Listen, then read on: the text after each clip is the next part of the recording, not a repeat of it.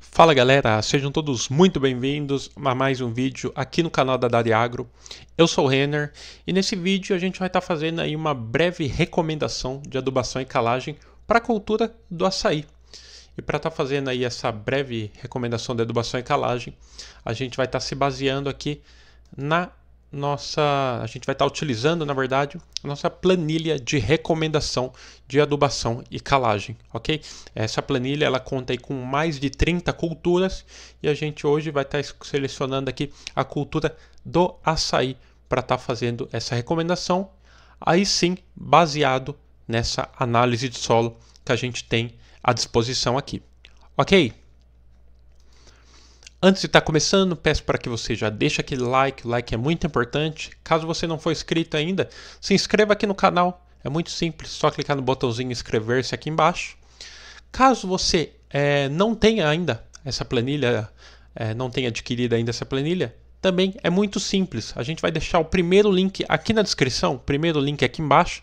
Você vai estar clicando nele, você vai ser direcionado lá para o nosso site, onde você vai ter muito mais informações da planilha e vai poder estar adquirindo ela.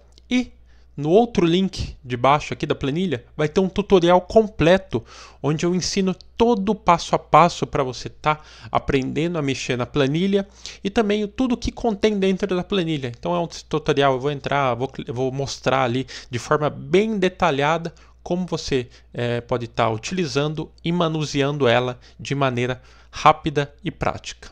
Ok? Então, sem mais delongas, bora lá fazer a recomendação de adubação e calagem para a cultura do açaí. Entrando aqui então na nossa planilha, vou clicar aqui na cultura do açaí e a gente já vai ser direcionado aqui para a parte do preenchimento. Então, no caso, só dando uma mostrada rápida aqui para vocês. Aqui nessa primeira parte é a parte onde vai ter o preenchimento. Aqui então vai ter o primeiro bloco aqui, que é o preenchimento não obrigatório. Aqui no preenchimento obrigatório você vai colocar os dados gerais.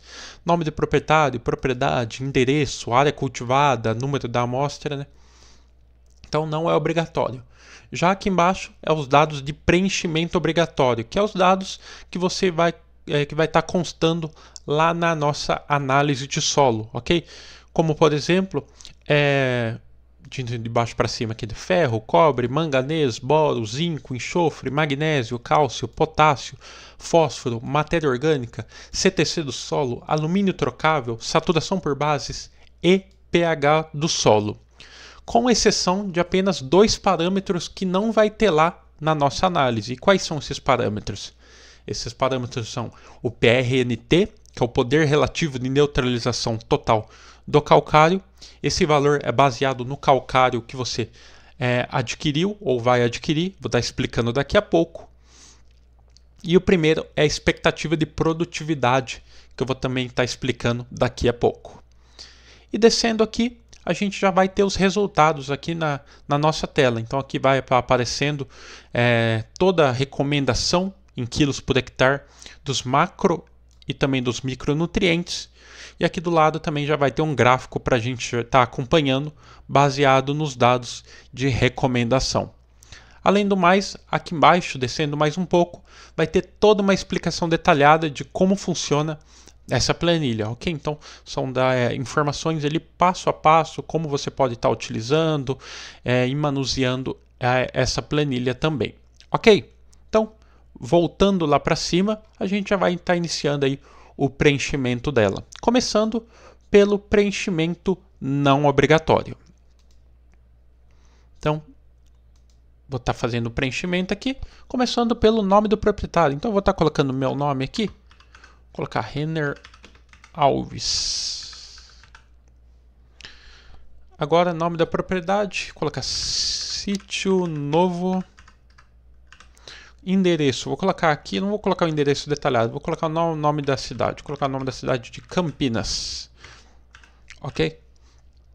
Área cultivada, lembrando que isso aqui é um exemplo, ok? Então os dados aqui são dados de local, coloquei dados hipotéticos, tudo bem? Área cultivada, também vou estipular uma área aqui, vou colocar, a área aqui está em hectares, né? Vou colocar 1 hectare, ok? 1 hectare, não, vou colocar mais, vou colocar 5 hectares.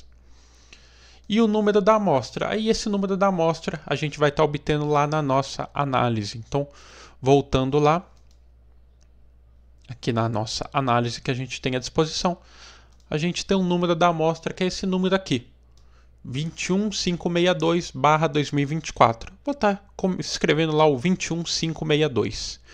Então, voltando,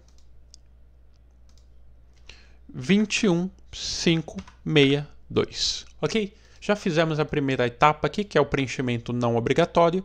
Agora vamos partir aqui para a segunda etapa, que é o preenchimento obrigatório, ou seja, os dados que a gente tem lá na nossa análise de solo. Mas antes de estar colocando os dados que a gente tem lá na nossa análise de solo, eu vou estar preenchendo primeiro os dois dados aqui que não tem lá na análise, ok? O primeiro é expectativa de produtividade. Expectativa de produtividade vai servir para a gente descobrir o teor de nitrogênio, no caso a recomendação de nitrogênio. O teor de nitrogênio ele não vem presente em nenhuma análise de solo, ok? Então, quando a gente faz uma análise de solo, ele vem aí os diferentes parâmetros de macro e de micronutrientes, só que não vem o teor de nitrogênio. Para isso, a gente utilizou ali um sistema em que você coloca a expectativa de produtividade e, baseado nisso, você consegue estar obtendo ali uma recomendação para nitrogênio. Tudo bem? Então, essa expectativa de produtividade para a cultura do açaí está em toneladas por hectare. E aí você vai estar preenchendo baseado nessa expectativa. Caso você não tiver noção nenhuma, não faça ideia de qual pode ser a expectativa de produtividade, tem um auxílio aqui muito bacana para vocês. Vocês vão descer aqui na planilha. Vocês vão estar chegando nessa parte aqui, passo 3, recomendação de adubação. Aqui tem a base que a gente utiliza para o preenchimento acima. Então, no caso aqui da adubação nitrogenada, está comentando aqui, né? O cálculo do nitrogênio depende da produtividade esperada, toneladas por hectare. No caso, uma produtividade esperada em até 8 toneladas por hectare, a gente vai estar aplicando 60 kg por hectare de nitrogênio. Uma produtividade esperada de 8 a 12 toneladas por hectare, a gente vai estar aplicando cerca de 90 kg por hectare de nitrogênio. E no caso, uma produtividade esperada acima de 12 toneladas por hectare, a gente vai estar aplicando cerca de 120 kg por hectare de nitrogênio. Então, assim, mesmo assim, eu não faço ideia, eu não sei quanto colocar. Quando você não souber, não tiver nenhuma noção, a gente sempre recomenda colocar um valor intermediário, ok? Então, no caso aqui, produtividade até 8 toneladas. O segundo, de 8 a 12 e aqui acima de 12. Então, no caso, a gente recomenda colocar esse valor intermediário, que é o de 8 a 12. Um valor de 8 a 12 seria 10 toneladas, por exemplo. Então, a gente vai subir aqui em cima e preencher com 10. E aí, como é possível ver, aqui ele já gerou uma recomendação. No caso, uma recomendação de 90 kg por hectare de nitrogênio. Beleza? Agora a gente vai preencher o segundo parâmetro que não tem lá na nossa análise. Esse parâmetro é o PRNT. O PRNT ele é o poder relativo de neutralização total do calcário. Ele é um teor que ele mede a qualidade desse calcário. Todo calcário que você adquire, ele tem um valor de PRNT. O valor de PRNT ele tem que ser no mínimo de 70% para ele ser um calcário ali de qualidade. Mas calcários ali que a gente sempre recomenda estar adquirindo, se possível, são calcários com teor ali de 80% ou até 90%, se possível. Mas a gente vai estar colocando um valor mínimo aqui. A gente vai estar colocando o 70%, que é o mínimo que você pode estar adquirindo ali um calcário. Ok? No caso, 70%. Então, preenchemos aqui a expectativa de produtividade e o PRNT, que no caso não precisa da nossa análise. A partir de agora, todos esses parâmetros a gente vai estar se baseando lá na nossa análise. Começando pelo pH do solo. Então, para isso a gente vai estar voltando lá na nossa análise e conferindo o pH do solo. Então, para ver o pH do solo, a gente vai descer um pouco aqui na nossa análise.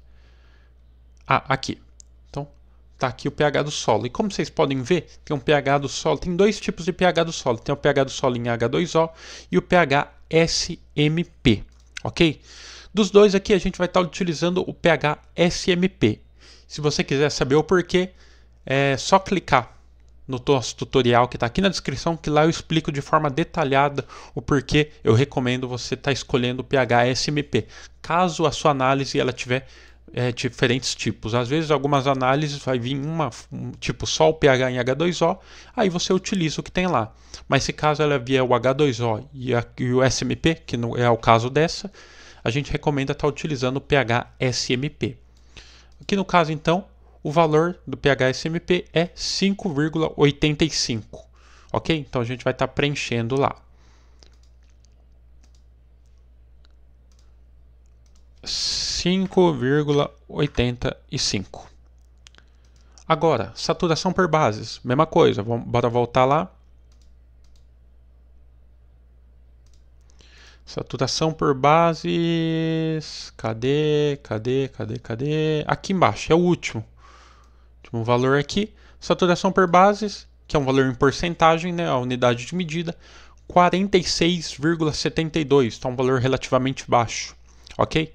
Então a gente vai estar preenchendo lá, 46,72. 46,72. Agora o próximo, alumínio trocável. É muito importante se atentar na unidade de medida aqui, isso vai ser muito importante, ok? O caso o alumínio trocável está em centimol por decímetro cúbico, então bora voltar lá na nossa análise. Alumínio trocável, no caso aqui é esse alumínio aqui. O alumínio também aqui está em centimol por decímetro cúbico, então tá bem simples para a gente, é só colocar o dado lá, 0,3. Então, voltando lá.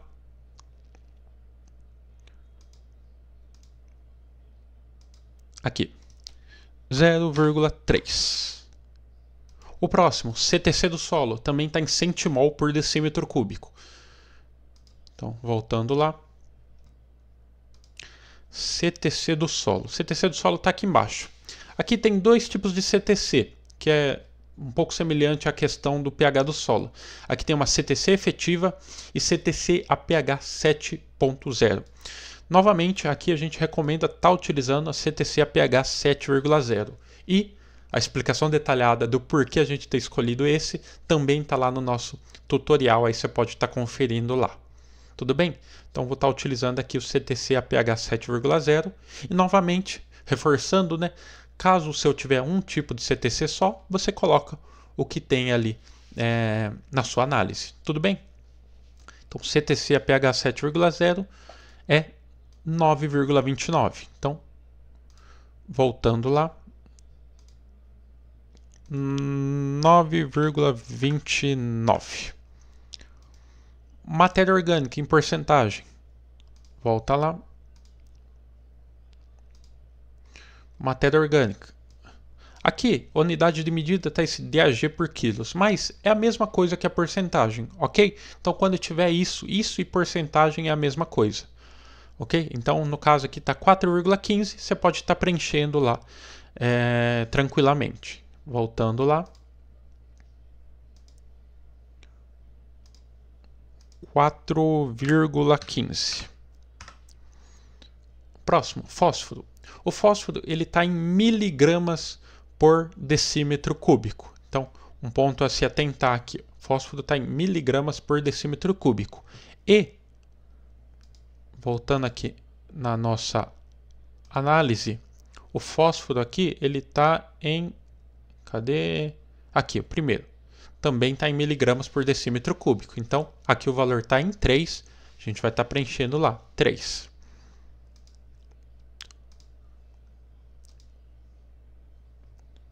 Aqui, isso, 3.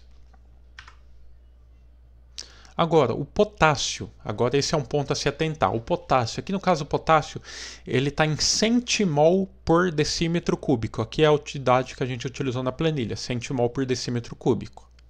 E, como é possível ver, lá na nossa análise, o potássio ele está em... Deixa eu voltar lá... Aqui, o potássio está em miligramas por decímetro cúbico. Então, no caso, a gente vai ter que fazer uma conversão. A gente vai ter que converter de miligramas por decímetro cúbico para centimol por decímetro cúbico. E como fazer isso nesse caso? Nesse caso eu até coloquei aqui para vocês entenderem melhor. Para converter miligramas por decímetro cúbico para centimol por decímetro cúbico, a gente vai se basear pela massa molar do elemento. Então, no caso, para estar convertendo, a gente vai dividir o valor de miligramas por decímetro cúbico pela massa molar do elemento e multiplicar por 10. Então, no caso, o valor ele está ali em centimol, o valor em centimol por decímetro cúbico é igual a miligramas por decímetro cúbico dividido pela massa molar vezes 10, ok? Mas no caso a gente quer converter de miligramas para centimol. Para isso, a gente tem que avaliar a massa molar de cada elemento. Então tem até alguns exemplos aqui. No caso do cálcio, a massa molar é 200,4. No magnésio, 121,6. E no caso aqui do potássio é de 391. Ok? Então para isso, para a gente descobrir o valor em centimol, a gente vai ter que pegar o valor em miligramas e dividir por 391. No caso do exemplo aqui, a gente pegou 20 miligramas por decímetro cúbico e dividiu por 391, deu 0,05. Como é possível ver aqui, né, o valor do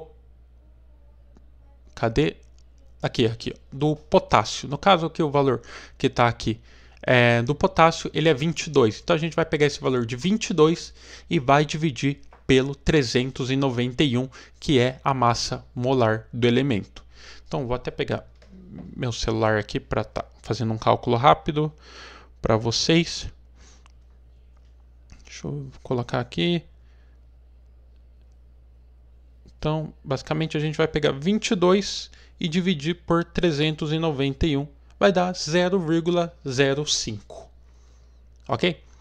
Então a gente vai estar indo lá na nossa análise e preenchendo com 0,05. Às vezes vai ser necessário estar fazendo essas conversões, depende muito do tipo da análise que você está utilizando ali. Normalmente as conversões elas vão se basear ali de miligramas por decímetro cúbico para centimol por decímetro cúbico, ou de milimol para centimol, então vai ficar por volta disso, essa questão das conversões. Até coloquei um outro exemplo aqui para vocês, para como converter centimol para milimol e vice-versa. No caso, em análise solo, né, o centimol e o milimol eles medem a mesma coisa, só vai mudar a escala. Então, no caso, 1 centimol por decímetro cúbico é igual a 10 milimol por decímetro cúbico. E 1 milimol por decímetro cúbico é igual a 0,1 centimol por decímetro cúbico. Então, no caso, para você passar de centimol para milimol, você vai multiplicar o valor por 10. E para estar passando de milimol para centimol, você vai estar dividindo por 10. Ok? Então é bem simples, é bem fácil de você estar fazendo a conversão aí, caso tenha necessidade. Então, voltando aqui na nossa análise, aqui na nossa planilha, na verdade, o próximo valor é o do cálcio. Então, o cálcio aqui está em centimol por decímetro cúbico. A gente vai estar voltando aqui. Aí. O cálcio. O cálcio tá... Cadê o cálcio? Aqui. Centimol por decímetro cúbico, 3,1. Então a gente vai estar preenchendo lá.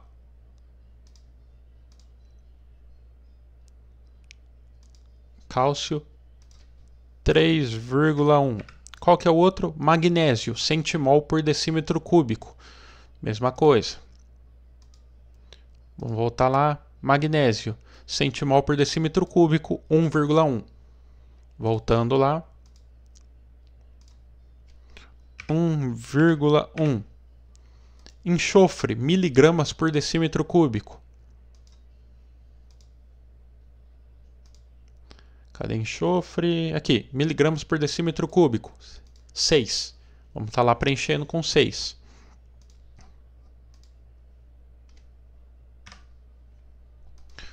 Zinco também, miligramas por decímetro cúbico. Mesma coisa. Voltando lá. Zinco, miligramas por decímetro cúbico é igual a 12. Voltando lá. 12. Agora o resto aqui são todos em miligramas por decímetro cúbico também. Boro, manganês, o cobre e o ferro. Então, boro e manganês. Vamos pegar 2 aqui de uma vez já. Boro e manganês. Voltando lá. Boro 0,15 e o manganês 7,3. 0,15 e manganês 7,3. E os dois últimos, o cobre e o ferro. Voltando lá, cobre 1,1 e o ferro 12. Bora voltar lá.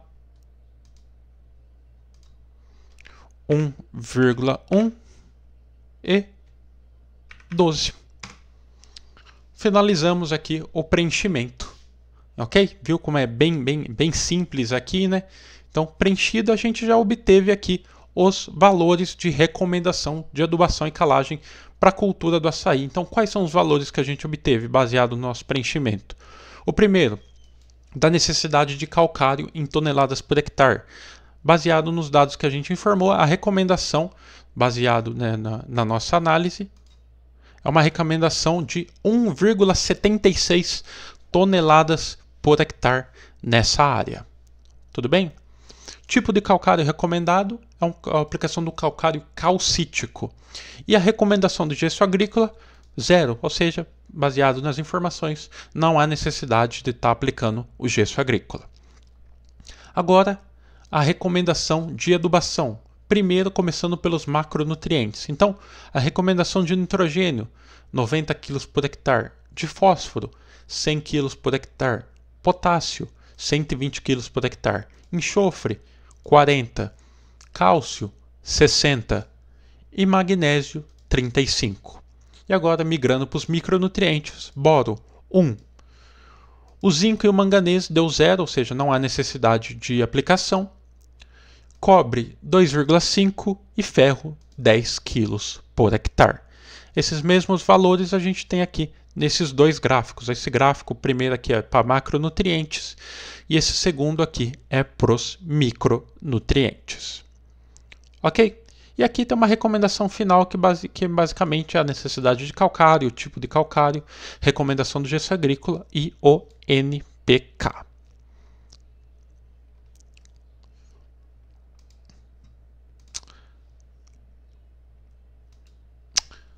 Então é isso, galera. Viram como é bem simples, bem fácil de estar preenchendo, né? Eu busquei estar comentando ali de forma bem detalhada, ali, de forma bem calma, bem simples ali, para vocês estarem compreendendo de forma mais fácil. Mas no dia a dia aí, quando vocês pegarem o jeito, é muito rápido, cerca de 1 minuto vocês já conseguem estar fazendo o preenchimento ali.